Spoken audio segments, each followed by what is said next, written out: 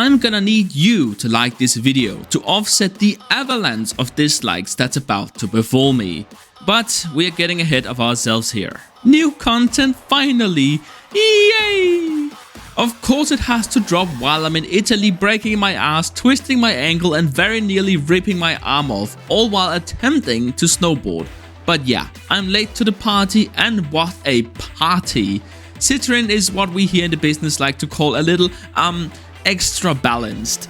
Or in plain English, extremely, insanely overpowered, as in, this is gonna have lasting consequences on the game. Oh god, how could you do this? But you see, Mr. Simtex Egon, her second ability actually doesn't work with a kid, and you're an idiot.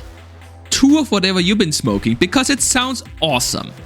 So look, this is where the dislike starts flowing in on waves of salty tears. I've watched Knightmare Frame's video on Citrine and I completely disagree. He was like, well, she's basically C tier, subscribery.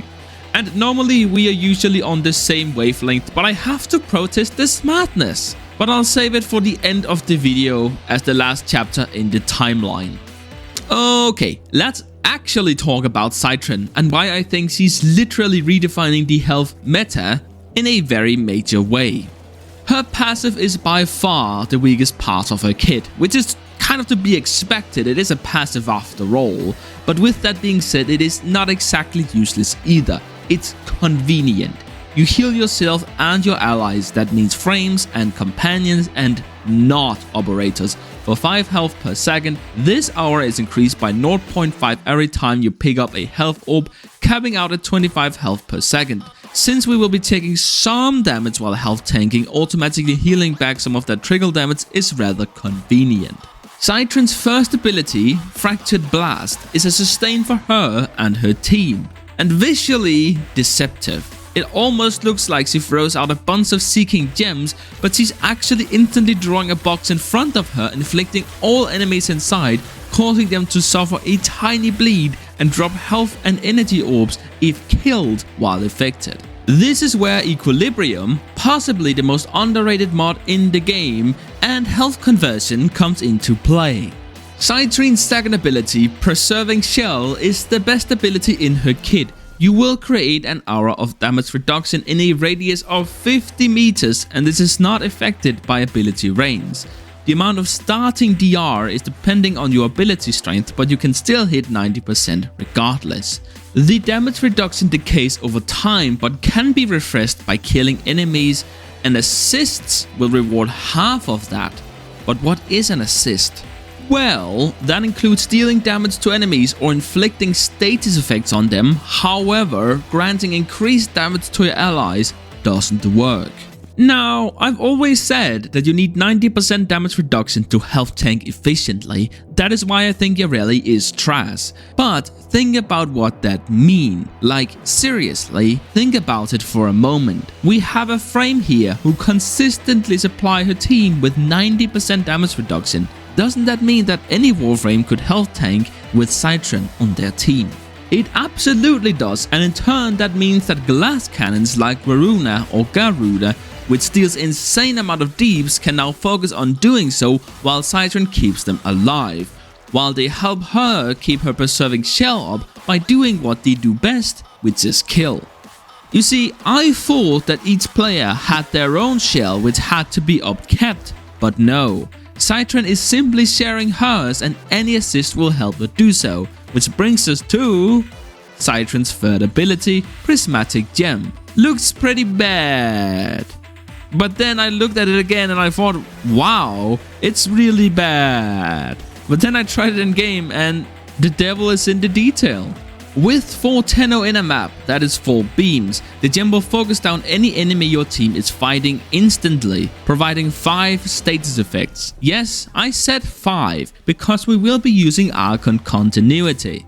And Archon stretch as well. Anyways, 5 status effects to any targets they are fighting, and thusly providing tons of kill assist within line of sight, especially if your team is using the epithet as a primer. Now, that's only one side of the story. Look at this. With this build we will get 220% status chance and 1.5 times longer status effect. This roughly makes any status based weapon in the area 2 to 3 times more efficient.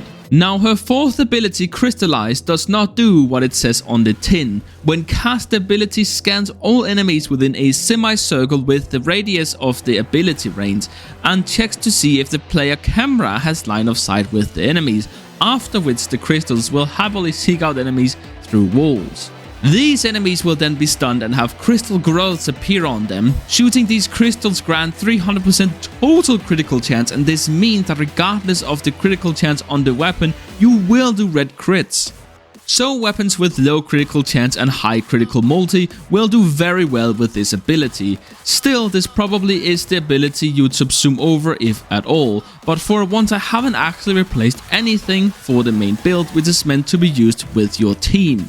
But before we get there, let's go ahead and take a look at how you actually get your hands on Citrine. Like Varuna, it's a fairly simple farm. You just go to Tiana's Pass and play the defense mission. You get slightly more shards on Steel Path, but I hardly think it's worth it. You have roughly 20% chance of getting one of her parts every 25 minutes-ish, but you can also buy her parts from Otak on Deimos with the new Pokemon Red and Blue. Roughly you will spend 5 hours farming her. But if you decide to go for the arcanes as well, then you should have all her parts by the time you have farmed all of the arcanes, which actually looks quite good this time around. Now, let's go ahead and take a look at the build, shall we? As you can see, we have 3 Archon mods here. Now, it just so happened that we already had Continuity, Stretch and Flow on here. And out of these 3, I'd say definitely go ahead and get Archon Continuity, though the extra energy from Archon Flow and Stretch is convenient.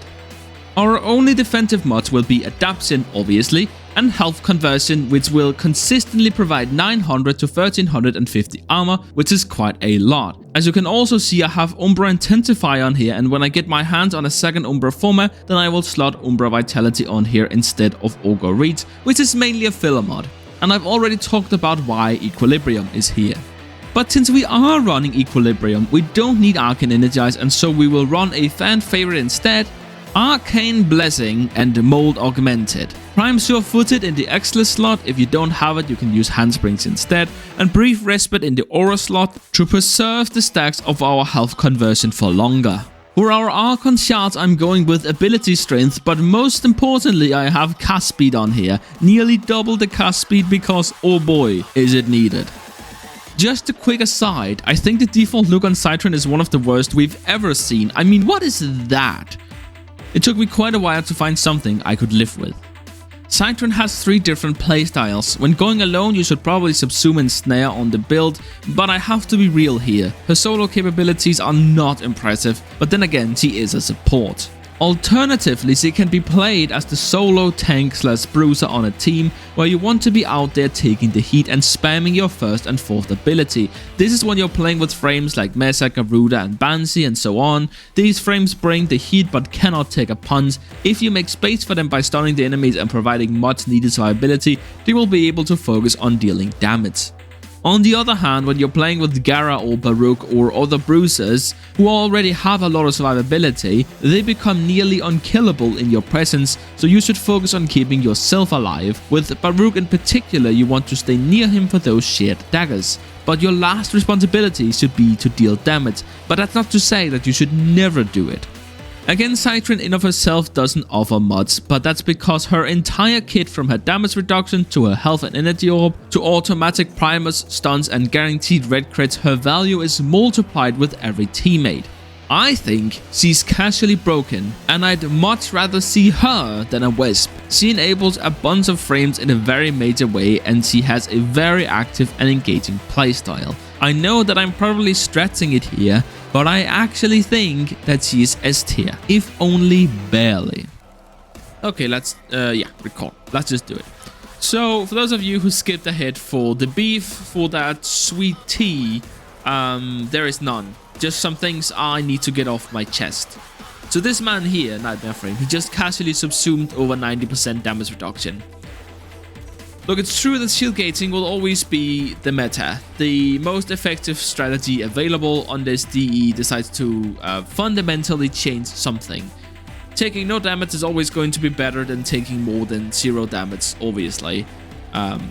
What sets me off is that Knightmare Frame and a lot of players, or people I guess, I'll say, actually talk about level cap as though it is the defining feature of Warframe, when a vast majority of players have not and will never encounter level 9,990 billion enemies, right?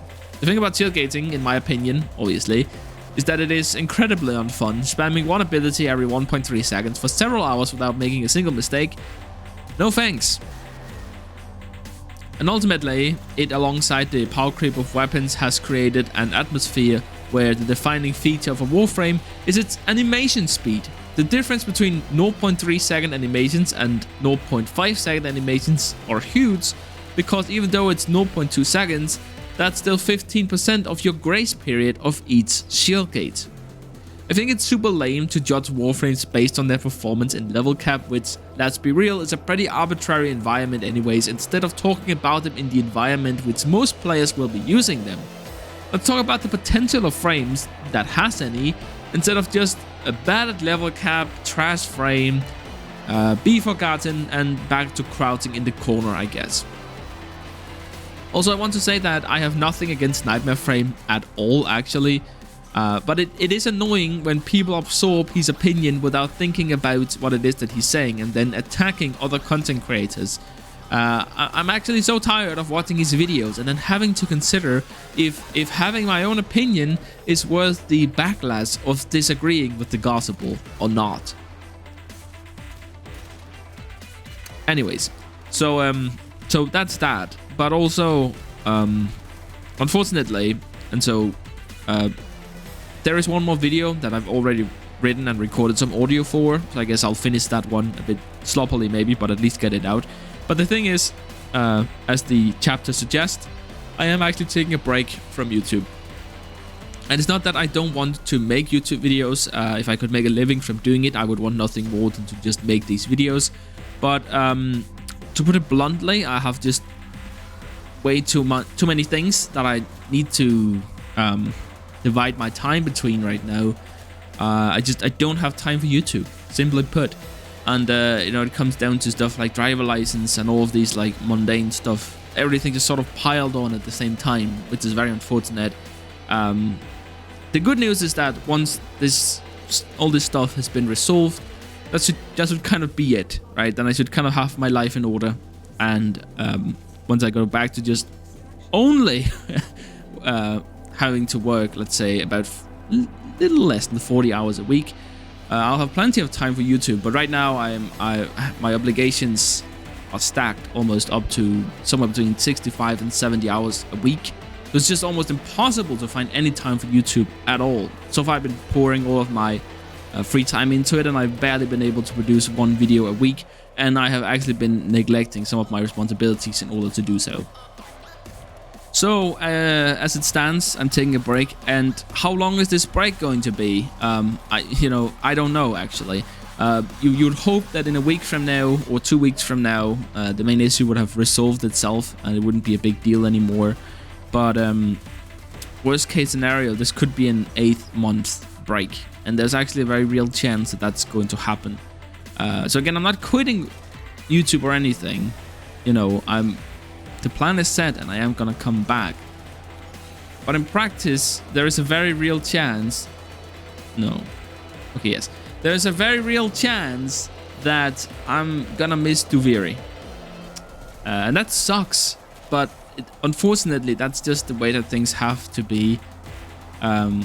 Let's hope that something comes up in the next 3 months. I just don't think so.